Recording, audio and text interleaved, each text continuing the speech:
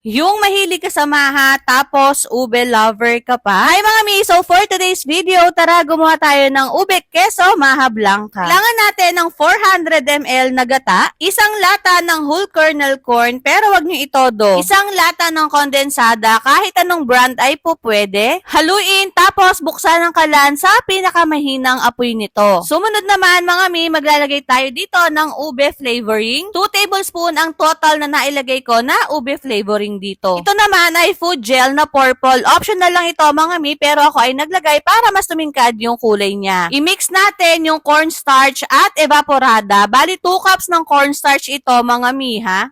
Haluin natin maigi, make sure na walang buo-buo at kapag kumulo na yung ating maha ay ilalagay natin dahan-dahan yung cornstarch at evap mixture. Huwag natin bibiglain yung paglagay nito mga mi para hindi magkaroon ng buo-buo yung ating maha blanca at para smooth din yung kalabasan nito. At kailangan ay hindi tayo titigil sa paghahalo nito mga mi dahil napakabilis mga palnga ng mixture natin. Pag lumapot na siya, ilagay na natin yung twin pack sachet ng star margarine mga mi at haluin maigi. Isa lang at halu-haluin natin sa loob ng 3 minuto at pagkatapos ng 3 minuto ay pwedeng-pwede na nga itong ating ube keso na maha blanca. Para naman maiba mga mi yung ating panlasa kaya naglagay tayo ng ube flavoring. At ito na nga mga mi, luto na yung ating ube keso na maha blanca kaya naman ilagay na natin ito sa isang container tub, palamigin tapos lagyan natin ng ginadgad na keso. Bali kalahati nga nung regular cheese yung